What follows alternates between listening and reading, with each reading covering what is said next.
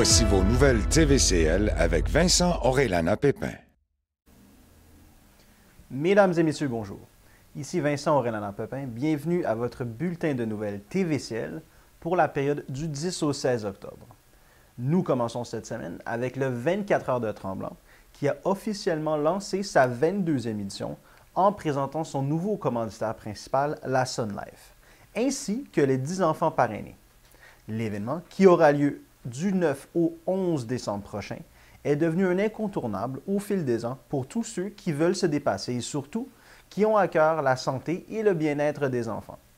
Les nouvelles sont bonnes pour l'édition 2022 puisque plus de 380 équipes se sont déjà inscrites.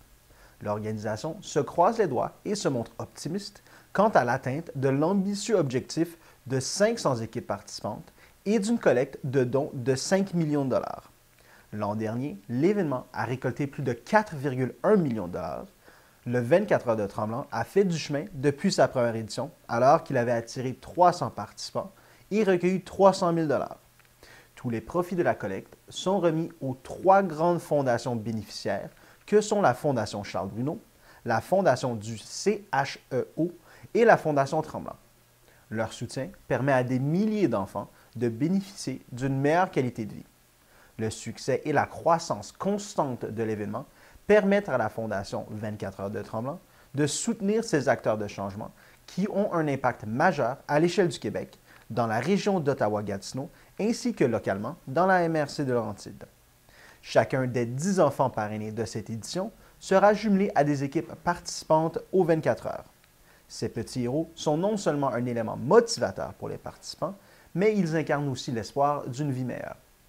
Depuis l'an dernier, LEP Apparel participe à la grande cause du 24 heures avec beaucoup de fierté afin de souligner la force humaine dont font preuve les enfants et dans le but de les aider à affronter et à déplacer les montagnes qui se dressent devant eux. Cette année, ils ont décidé en collaboration avec le 24 heures de lancer une nouvelle collection complète de vêtements qui comprend tuques, casquettes, chandails, hoodies et une nouveauté cette année, un T-shirt greffé au nom de chaque enfant parrainé par le 24 heures. Chaque enfant a reçu un formulaire l'invitant à dire ce qui le passionne, puis un design a été créé pour chacun d'eux. Les enfants étaient heureux et comblés de porter leur propre T-shirt lors du lancement. Ces derniers seront mis en vente toute l'année sur le site de LEP Apparel. Une partie des profits de tous les produits de la collection 24 heures Tremblant seront versés à la cause. Du samedi 10 décembre à midi au dimanche 11 décembre à midi, des équipes de 6 à 12 participants se relaieront jour et nuit en ski alpin, en snowboard, en randonnée alpine, à la marche, à la course ou en mode marche et course. De plus, le parcours de course a été repensé afin d'offrir aux participants une boucle de 4 km plus près du village piétonnier de Tremblant, de façon à leur permettre de s'imprégner davantage de festivités. Côté programmation, les incontournables sont de retour. Le vendredi soir sera consacré à la soirée de ski et au party boréal extérieur qui se déroulera au bas des pistes. Puis le samedi, le 24 heures Tremblant revêtira des airs de festival avec le 24 Fest, alors que des prestations musicales et animations seront assurément soulever la foule. La programmation complète sera dévoilée sous peu. En novembre, le Centre d'activités Tremblant célébrera ses 25 ans en tant que chef de file des activités de plein air dans la région de Mont-Tremblant. Depuis 1997, les experts du Centre d'activités aident les visiteurs du monde entier à découvrir les aventures de plein air que la région a à offrir. Aujourd'hui, les personnes intéressées peuvent choisir parmi plus de 75 activités différentes. La sélection a changé au fil des ans, mais plusieurs sont aussi populaires aujourd'hui qu'en 1997. La motoneige, le canot-kayak, le rafting, le traîneau à chien, l'équitation, les tours de bateau, les vols panoramiques et l'escalade ont été et resteront toujours des activités favorites. Certains ajouts plus récents, comme les tyroliennes et la via ferrata, sont en passe de devenir des classiques. Et puis, il y a les nouvelles aventures, les circuits en vélo électrique, les vols en ULM, les soirées d'astronomie et le sentier des cimes, une promenade à 40 mètres de haut, sont des nouveautés plus récentes. Pour découvrir toutes les activités proposées tout au long de l'année, visitez le site web tremblantactivité.com. La ville de Mont-Tremblant a dévoilé la prochaine programmation de Première Scène qui déroule le tapis rouge au plus grand nom de la scène québécoise et canadienne. Près de 15 spectacles seront offerts à la salle de spectacle de l'église du village, la plupart en formule cabaret pour une atmosphère intime et chaleureuse, et quelques-uns en formule debout pour mieux s'éclater dans une ambiance des plus festives. L'année décolle en force avec nul autre que les Trois Accords qui, après le succès monstre qu'a connu leur dernier album Beaucoup de plaisir, promettent du nouveau matériel original. Vers d'oreille et humour, Champ Gauche seront également au rendez-vous avec Top Minou, le nouveau spectacle de Blue Jeans Blue. En octobre, le groupe de l'heure Clay & Friends débarque à Mont-Tremblant pour offrir son spectacle Agua Tour, hip-hop, soul et funk dans une ambiance survoltée, en formule debout. Les Louanges, Félix de l'album de l'année, présente Crash avec la poésie frontale de Vincent Ramberge, croisant le chant et le rap de façon à la fois fluide et inventive. Également en formule debout. Après avoir enchaîné les succès avec ses 3 albums, Patrice Michaud livre son dernier opus, Un grand voyage désorganisé. Dans son spectacle à main nue, Émile Proulx-Cloutier se lance seul sur scène avec ses histoires sous forme de chants, contes et slam. En mars, on célèbre la puissance des voix féminines avec la fougueuse et sensible Chloé Sainte-Marie, qui emporte avec elle sur les traces des chants autochtones, de l'île verte à la Patagonie, dans son spectacle Maudit silence. La poétesse slameuse, autrice et comédienne Innu, Natacha Canapé, présente Nuit Pimunten, Je veux marcher, un spectacle sous le signe de l'échange et de la rencontre entre les peuples et les cultures. Et pour finir l'année tout en douceur, l'église du village fera résonner les harmonies vocales envoûtantes du 3e album Crystalism du duo montréalais électropop Milk and Bone. Les amateurs d'humour seront gâtés avec l'hilarant Maxime Martin qui présente son 5e one-man show. Le dandy de l'humour, Philippe Audrey Larue Saint-Jacques, fera opérer son charme et son humour pince sans rire, parfois décapant, dans son spectacle Enfant du siècle. Finalement, le comédien et auteur Fabien Cloutier foulera les planches avec son 4e spectacle solo. Délicat, où il manie avec une précision chirurgicale une langue étonnamment vivante et pleine de mordants. Le Festival du film de montagne de Banff sera enfin présenté à Mont-Tremblant. Sans contredit, l'un des moments forts de la saison, la 27e édition du festival, promet de vous stupéfier avec ses courts et moyens métrages réalisés par des aventuriers téméraires qui vous feront voyager au cœur de territoires sauvages. Les billets sont disponibles depuis le 3 octobre en ligne à villedemonttremblant.qc.ca/première scène. En personne, à l'accueil du service de la culture et des loisirs situé au 635 rue Cadieux. Au téléphone, en appelant au 819-425-8614. Revenez-nous après la pause.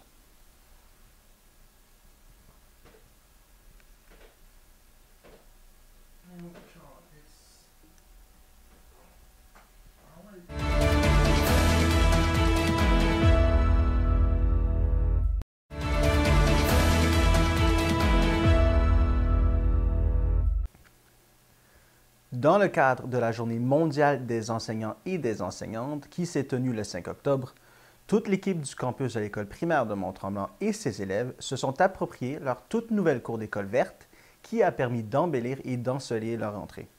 Les 2 classes aménagées en plein air contribuent à offrir au personnel enseignant un milieu de travail stimulant et engageant en plus de contribuer à la motivation des enfants et à leur plaisir.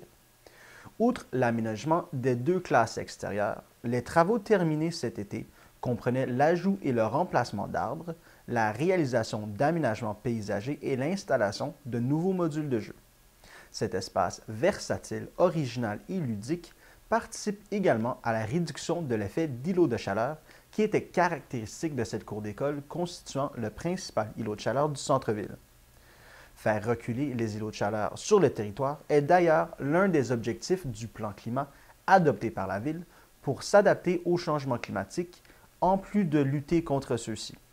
La cour d'école étant maintenant plus attrayante, c'est aussi toute la collectivité qui, en dehors des heures de classe, a commencé à découvrir et à investir ce nouveau lieu de jeu et de détente. C'est à l'enseignante et citoyenne engagée Karine Lachance que l'on doit l'idée d'aménager une cour d'école verte au campus primaire, proposé dans le cadre du budget participatif de Mont-Tremblant. Le service de développement économique de la ville a ensuite pris le projet en main et rassemblé plusieurs partenaires pour parvenir à sa concrétisation, soit le campus primaire de Mont-Tremblant, le Centre de services scolaires des Laurentides, le ministère des Affaires municipales et de l'Habitation, la MRC de Laurentides et la Corporation de développement économique de la MRC de Laurentides. Le service de sécurité incendie Mont-Tremblant peut compter sur un nombre grandissant de femmes au sein de son équipe. Ce sont 10 pompières et officières qui œuvrent maintenant au sein du service de sécurité incendie, soit 11 de ses effectifs de combat des incendies. Il s'agit de la plus forte proportion de femmes jamais observée à Mont-Tremblant.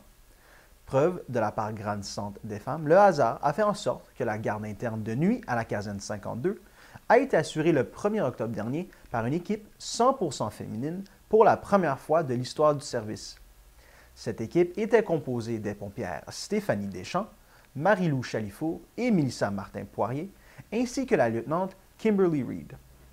Le directeur du service, Mathieu Darmanin, mentionne qu'il s'agit d'une fierté d'être reconnu comme un service accueillant pour les pompières. Il ajoute que, contrairement à une idée bien ancrée, la force et le gabarit ne sont pas les qualités premières qu'il recherche chez les candidats et les candidates. Il mentionne aussi que le sang-froid, l'intelligence, l'efficacité, l'empathie et la capacité de travailler en équipe sont des qualités encore plus déterminantes pour bien faire ce métier dans lequel les femmes excellent et se comparent avantageusement à leurs collègues masculins. Plusieurs opportunités de carrière au sein du service s'offrent aux femmes et aux hommes qui souhaitent embrasser le métier de pompier et pompière. Que ce soit comme pompier ou pompière, périphérique sur appel, de garde ou comme préventionniste, le service souhaite accueillir de plus en plus de femmes dans ses rangs et ouvre grandes ses portes à celles qui souhaiteraient faire le saut dans ce métier palpitant. Pour postuler au service de sécurité incendie Mont-Tremblant, appelez au 819-425-8614 ou signifiez votre intérêt par courriel à incendie@ville-de-Mont-Tremblant.qc.ca.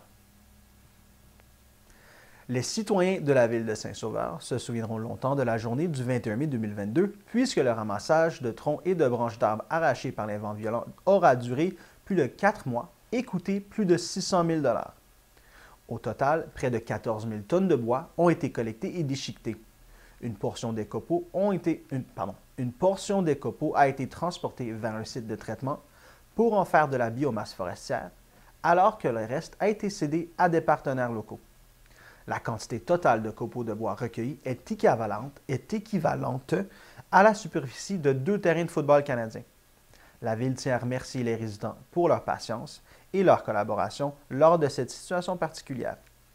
Elle souhaite aussi souligner le travail réalisé par l'équipe du service des travaux publics et génie en collaboration avec des firmes externes pour nettoyer le territoire des dégâts causés par la tempête. À Sainte-Adèle, le chemin du lac Renault sera fermé jusqu'au 28 octobre entre le chemin du bord du lac et la rue des Seigneurs, en raison de travaux urgents à effectuer sur le ponceau de la décharge du lac Renault. Les travaux seront effectués entre 7h et 18h. La circulation se fera en alternance, en tout temps, jusqu'à la fin des travaux, par un chemin temporaire de gravier.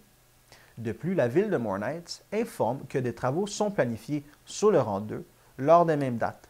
Le trafic risque donc d'être important pendant cette période.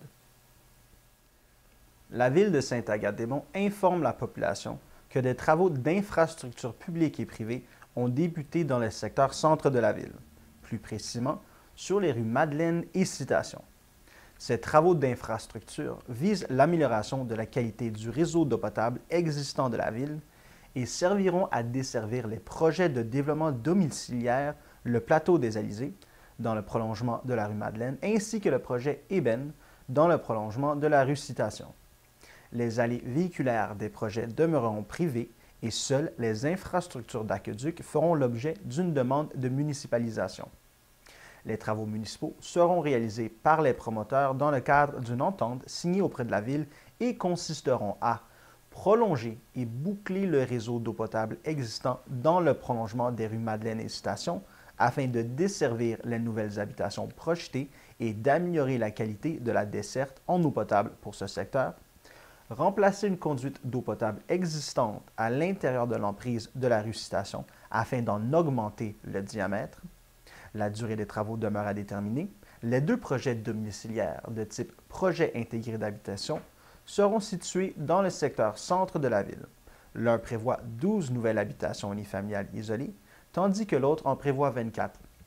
La préservation des milieux sensibles et naturels est prévue avec la mise en place de mesures de protection et maintenue pendant toute la durée de travaux. Le réseau de sentiers existant sera pérennisé par l'octroi de servitudes perpétuelles à l'intention de la ville, le tout en fonction des nouveaux tracés adaptés au projet et du respect des milieux sensibles. Pour les 2 projets à voir le jour, les constructions projetées à l'intérieur des zones sommet-versant identifiées au plan de zonage en vigueur seront également assujetties aux critères et objectifs du plan d'implantation et d'intégration architecturale relatif aux implantations en montagne. Revenez-nous après la pause.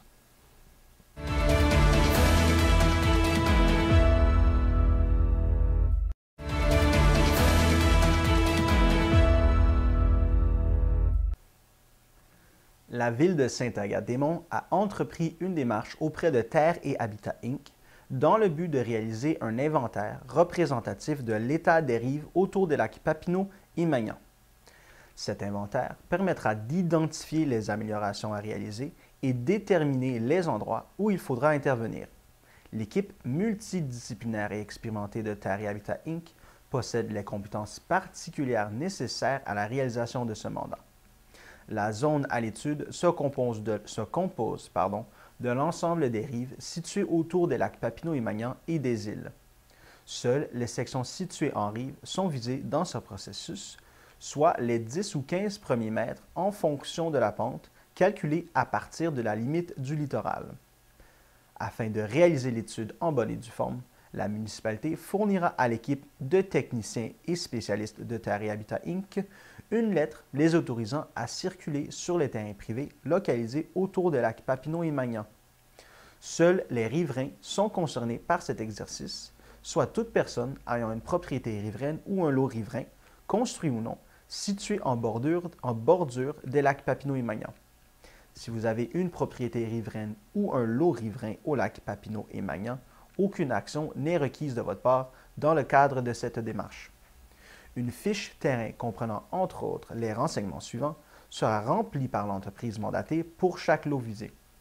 Présence d'un muret et état de celui-ci, pente de la rive et longueur de la bande riveraine applicable, profondeur de la rive laissée au naturel, présence ou absence des 3 strates de végétation, conformité de l'accès, présence ou absence d'érosion, présence ou absence de signes visuels et ou olfactifs d'une installation sanitaire défectueuse, croquis réalisés à la main de la rive, des photographies générales de la rive et des éléments particuliers seront également prises sur chaque site.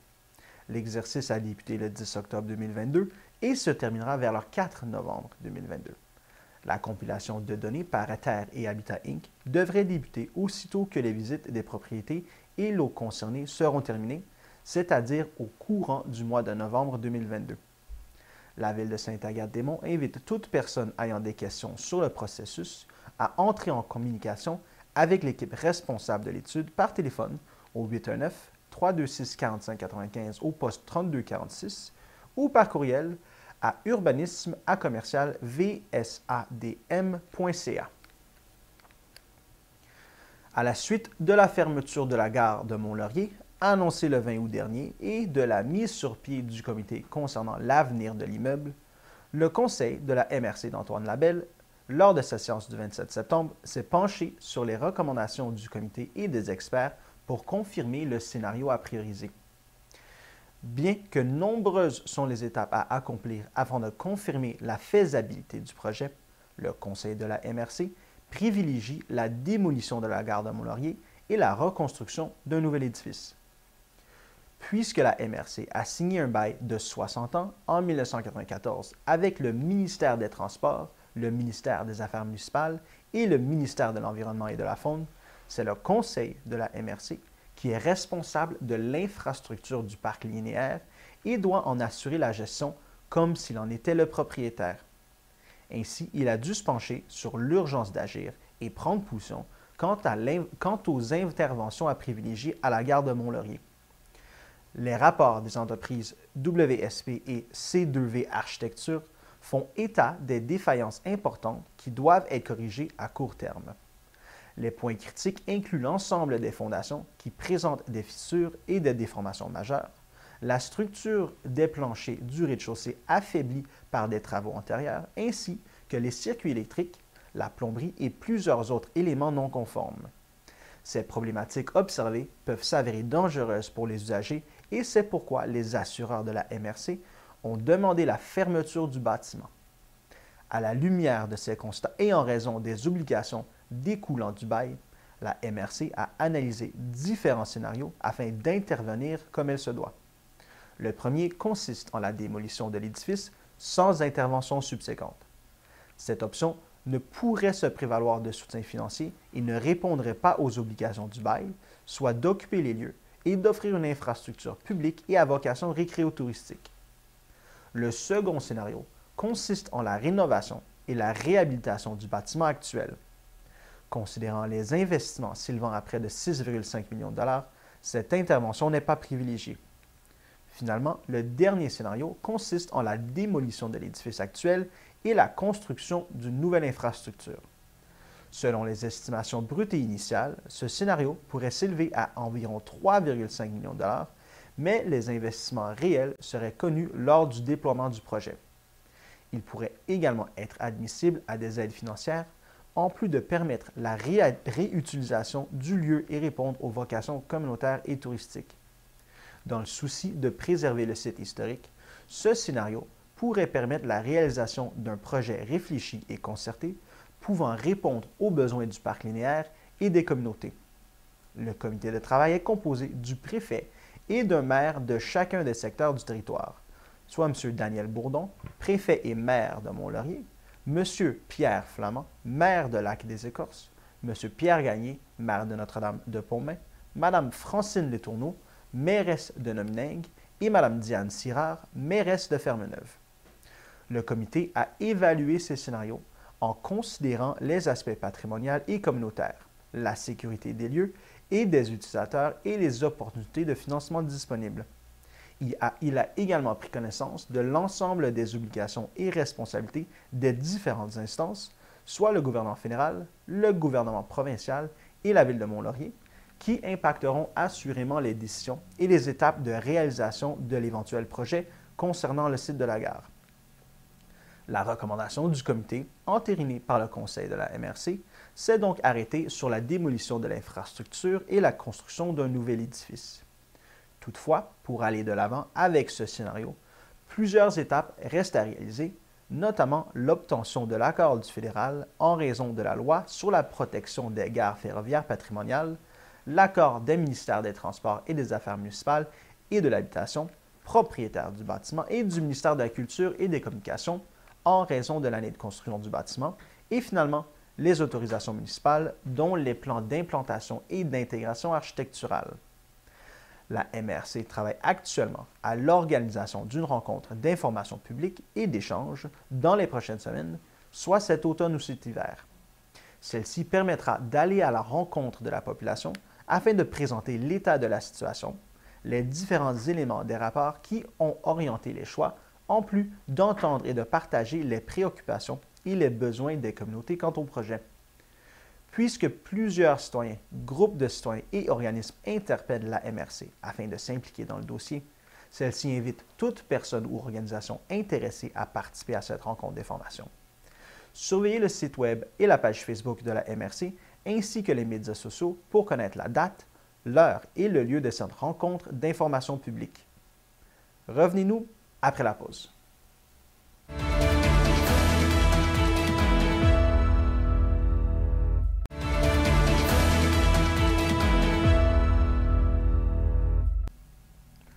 Dans le cadre de la Semaine de la prévention des incendies, la MRC d'Antoine-Labelle et les services de sécurité incendie du territoire organisent des portes ouvertes dans 13 casernes de pompiers du territoire, le samedi 15 octobre 2022, de 10h à 15h. Ces portes ouvertes visent à faire de la prévention incendie auprès de la population de la MRC. Conseils de prévention, activités, visites des casernes et rencontres avec des pompiers sont à l'horaire. Cet événement est gratuit et ouvert pour toute la famille. Les portes ouvertes se dérouleront dans les casernes de pompiers situées aux adresses suivantes: 242 6e Avenue à Fermeneuve, 59 Chemin de l'Aéroport à la Macasa, 257A Route 117 Lac-Saguenay, 672 Boulevard Saint-François à Lac-des-Écorces, 59 rue Principale Est à l'Ascension, 575 rue Belle-Rive à Mont-Laurier, 68 rue du Pont à Mont-Saint-Michel, 2107 Chemin Tour du Lac à Nomineng, 84 rue Notre-Dame à Notre-Dame-du-Lot, 1520 Chemin du Rapide à Rivière-Rouge, 3 rue Lavoie à Rivière-Rouge dans le secteur Sainte-Véronique, 890 route 309 Nord à Saint-Amis-du-Lac-des-Îles, 1 rue Saint-François-Xavier à Sainte-Anne-du-Lac. Consultez l'événement Facebook de la MRC d'Antoine Labelle pour plus de détails. En raison de travaux de forage, le pont Jean de Terre, qui se situe dans le premier tronçon du chemin Lépine-Clova, sera fermé dans la semaine du 17 octobre. Aucune circulation ne sera permise sur le pont pendant les travaux. L'accès devrait être établi à la fin de la semaine. Un contournement sera possible via Fermeneuve et le chemin Bascaton. Dans le cadre de son entente de vitalisation conclue avec le gouvernement du Québec, la MRC d'Antoine Labelle lance son deuxième appel de projet. Ayant pour objectif la réalisation de projets ou d'initiatives pour soutenir la vitalisation et l'amélioration de services ou d'équipements pour la population afin d'agir positivement sur la vitalité du territoire, cet appel de projet s'adresse aux organismes municipaux, aux communautés autochtones, aux coopératives excluant celles du secteur financier, aux organismes sans but lucratif et aux organismes de réseau du milieu de l'éducation.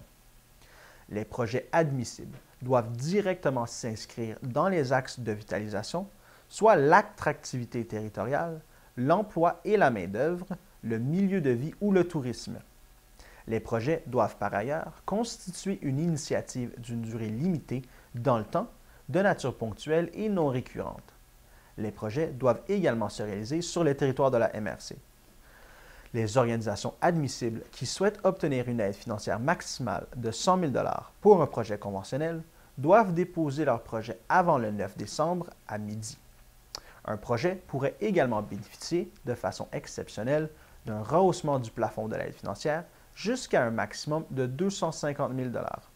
Pour ce faire, le projet devra répondre à certains critères, notamment au caractère structurant de celui-ci pour la vitalité du territoire, l'adéquation avec les axes de vitalisation et le besoin de recourir à ce rehaussement du plafond de l'aide financière pour la réalisation du projet. Les organismes souhaitant faire une demande pour se prévaloir de la mesure exceptionnelle sont également invités à déposer un projet à cet effet au plus tard le 9 décembre à midi. Les demandes devront être transmises à l'agente de vitalisation par courriel à vitalisation@mrcantoinelabelle.qc.ca ou par la poste au 425 rue du Pont à Mont-Laurier, code postal J9L2R6. Pour un soutien dans le dépôt d'une demande, les organisations sont invitées à communiquer avec la MRC au 819-623-3485 au poste 130. Le guide d'accompagnement contenant tous les détails sur l'admissibilité des organisations et des projets, ainsi que le formulaire et le cadre de vitalisation à la réception, sont disponibles à la réception de la MRC d'Antoine Labelle ou sur son site web.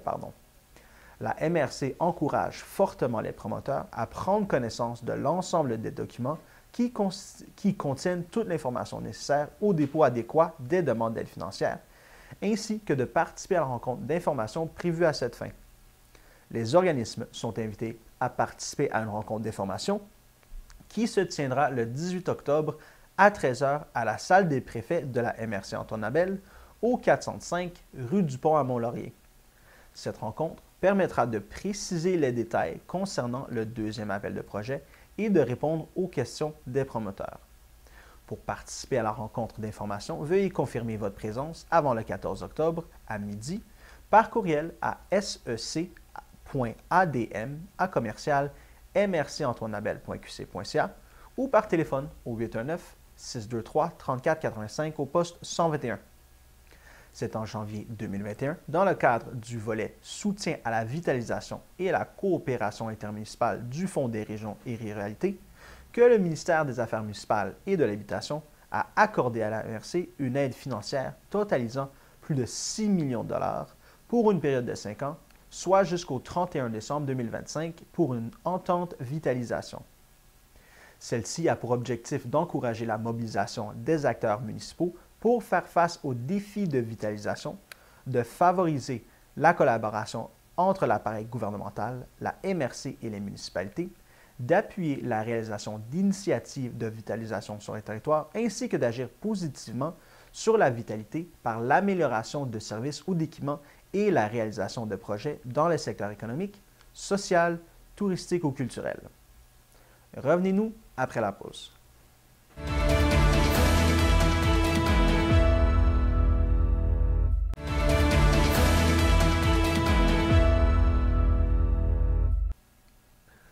Le 27 septembre dernier se déroulait la 20e édition du Gala des Grands Prix du Génie Conseil québécois, qui récompense des projets d'ingénierie.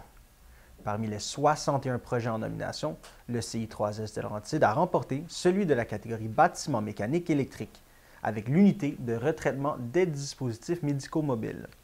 Ce projet consistait à aménager une unité de retraitement des dispositifs médicaux mobiles disposant de tous les équipements de stérilisation requis pouvant être déplacés vers diverses installations. Cette initiative permet de maintenir ou d'augmenter la capacité de retraitement d'une installation durant la réalisation de différents travaux. Cette unité mobile a permis de réaliser des travaux à l'unité de stérilisation mobile de Mont-Laurier et d'y stériliser plus de 10 000 instruments médicaux. Elle se trouve actuellement à l'hôpital régional de Saint-Jérôme dans le cadre de travaux de rénovation de l'unité actuelle. Les équipes du CI3S de Laurentide ont innové en créant cette unité mobile et moderne qui peut être transportée d'un lieu à l'autre, une première au Québec pour ce type d'équipement spécialisé. Grâce à l'unité mobile, il est donc possible de poursuivre les activités de stérilisation tout en exécutant des travaux de modernisation dans l'unité qui était déjà existante. Le Carrefour Jeunesse Emploi de Val-David, en collaboration avec les bénévoles du comité MADA de la municipalité de Val-David, relance le projet d'entraide intergénérationnelle Brigade des Neiges, qui a pour objectif de favoriser le déplacement sécuritaire des aînés en période hivernale. Si vous avez entre 16 et 35 ans et que vous désirez faire une différence auprès d'un aîné de votre communauté, vous pouvez le faire avec la Brigade des Neiges. Cette brigade a la responsabilité de pelleter les entrées et balcons des aînés inscrits. La location est entre 25 et 50 $ par sortie. Pour s'inscrire, contactez Joanie Pelletier du Carrefour Jeunesse Emploi au 819-321-1774, poste 230. Vous désirez bénéficier de ce service qui est offert gratuitement? Veuillez contacter le secrétariat du service Loisirs et Culture au 819-324-5678 au poste 4228 ou à secrétariat@commercial-valdavid.com. Les aînés qui désirent s'inscrire au programme doivent demeurer à Val-David, être âgés de 70 ans et plus, avoir été incapables de déneiger l'hiver dernier ou avoir une condition plus limitante depuis les 12 derniers mois, ne pas recevoir d'aide de la famille, d'amis ou du voisinage pour le déneigement, consentir à une rencontre d'information qui mettra en contact les responsables de la municipalité et du Carrefour Jeunesse Emploi, les aînés et les bénévoles, consentir à un suivi pour sonder votre satisfaction à l'hiver 2022, consentir à plus ou moins 10 déneigements débutant en décembre 2022. Le projet pilote de la Brigade des Neiges de l'hiver 2021 a démontré un intérêt à ce service de la part des aînés et une réelle motivation des jeunes à participer à l'aventure. D'un côté comme de l'autre, les participants ont aimé l'expérience et exprimé leur intérêt à s'inscrire à la saison 2022. Plus de 10 aînés et jeunes ont participé, ce qui a mené à une douzaine de sorties les jours de grande neige. À Valmorin, les abonnements saisonniers de ski de fond, raquettes et vélos sur neige peuvent être achetés en ligne depuis le 4 octobre et seront disponibles au Chalet Bellevue 24 heures après l'achat. Les heures d'ouverture du Chalet Bellevue pour récupérer les passes sont de 9 h à 16 h, 7 jours sur 7. Une carte d'identité sera exigée au moment de la cueillette. Pour plus d'informations, appelez au 450-226-3232 au poste 132 ou écrivez à chaletbellevue@morenights.com. Il est important de noter que les sentiers fermés peuvent être situés sur des propriétés privées. Il est donc interdit de les utiliser en dehors de la saison d'exploitation puisque la ville ne dispose pas des autorisations nécessaires. La belle saison des couleurs est arrivée, mais elle amène avec elle un lot de feuilles mortes qui vont couvrir les terrains. La ville de Sainte-Anne-des-Lacs désire rappeler à ses résidents les options éco-responsables pour gérer les feuilles sur leur terrain. Laissez si possible les feuilles sur votre terrain. Ceci est bénéfique pour la biodiversité car plusieurs insectes au stade de larve ainsi que certains amphibiens vivent sous les feuilles pendant l'hiver ou s'en servent pour se cacher. Déchiqueter les feuilles à la tondeuse est une bonne option si trop de feuilles recouvrent le gazon et menacent d'étouffer votre pelouse. Les fragments de feuilles vont pouvoir se décomposer plus rapidement. Dans les plates-bandes, laissez les feuilles en place car la couche de feuilles va agir comme barrière isolante et ça transformer en compost au printemps. L'épaisseur de feuilles ne devrait pas dépasser 10 cm. Pour créer un paillis, vous pouvez prendre des feuilles et les mettre dans un sac troué tout l'hiver. Un paillis naturel sera ainsi créé et pourra être utilisé dans les plates-bandes au printemps. Mettre l'excédent de feuilles au compost dans vos bacs bruns ou au semis enfoui. Il ne faut pas brûler les feuilles mortes pour des raisons de qualité de l'air, de nuisances dues à la fumée pour les risques d'incendie. Revenez-nous après la pause.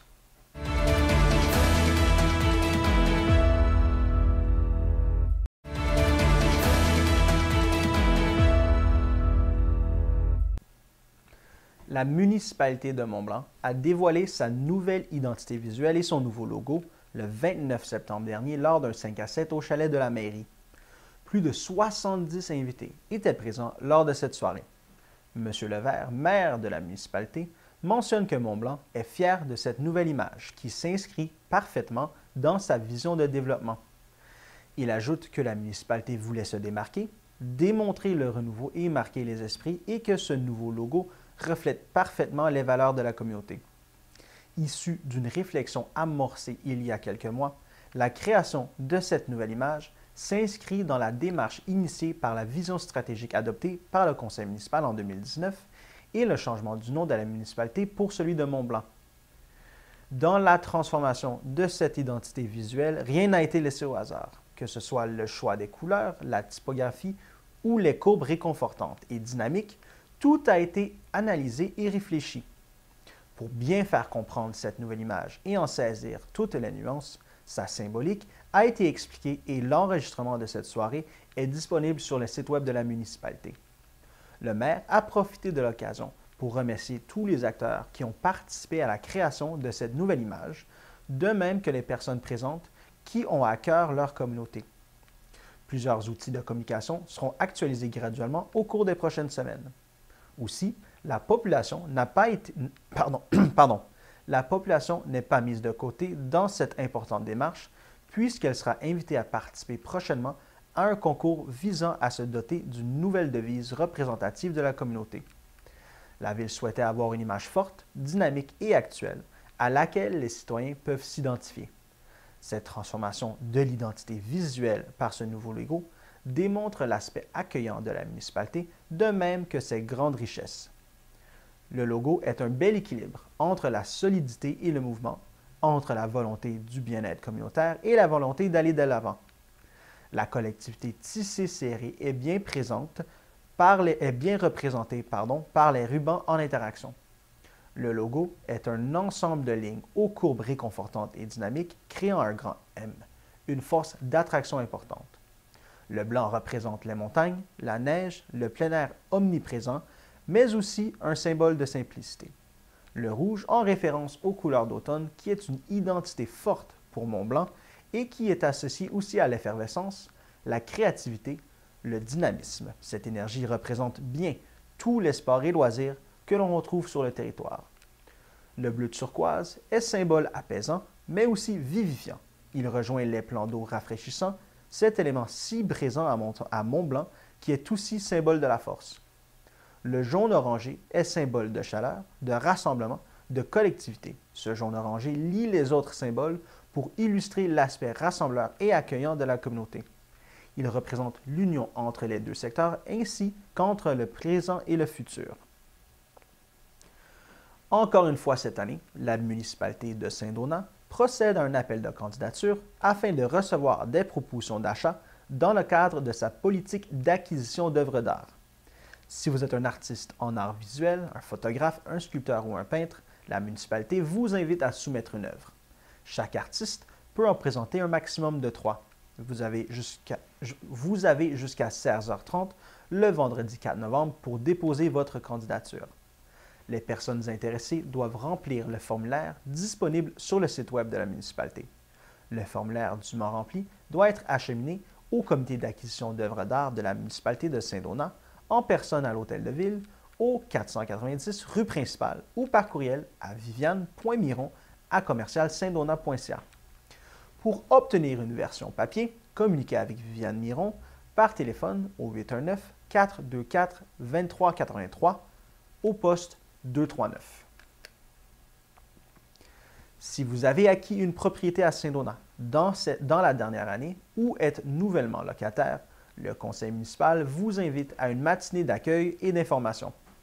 Cette rencontre est une belle occasion pour découvrir votre nouveau milieu de vie et en apprendre davantage sur les services, activités et événements municipaux. Il y aura 2 rencontres, les samedis 29 octobre et 5 novembre, à compter de 9 h. Elles auront lieu à la salle Jules Saint-Georges. L'entrée est à l'arrière de l'Hôtel de Ville, au 490 rue Principale. Une réservation est obligatoire avant le 20 octobre en écrivant à viviane.miron@commercialsaintdonat.ca. Le complexe environnemental de la Rouge désire informer la population que le conseil d'administration a accepté la démission de M. Marc Forget, qui occupait les postes de directeur général et secrétaire trésorier depuis août 2011. M. Forget a accepté de relever un nouveau défi comme directeur des approvisionnements afin de conclure sa carrière professionnelle comme il l'a commencé, soit dans le domaine du bois. Malgré cette perte importante pour l'organisation, le conseil accepte cette démission et présente à M. Forget ses remerciements pour tout le travail accompli et le dévouement professionnel effectué. Le conseil tient aussi à lui transmettre ses meilleurs vœux de succès dans ses nouveaux défis. M. Forget tient à remercier le conseil d'administration, les employés et tous les collaborateurs municipaux, les MRC, pour leur confiance et leur collaboration qui ont permis d'importantes avancées sur le plan de la valorisation et la gestion des matières résiduelles.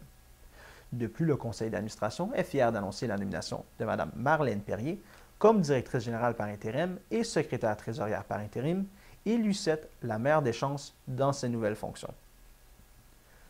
Voilà, c'était tout cette semaine pour votre bulletin de nouvelles TVCL. Je vous remercie d'avoir été à l'écoute. À la semaine prochaine.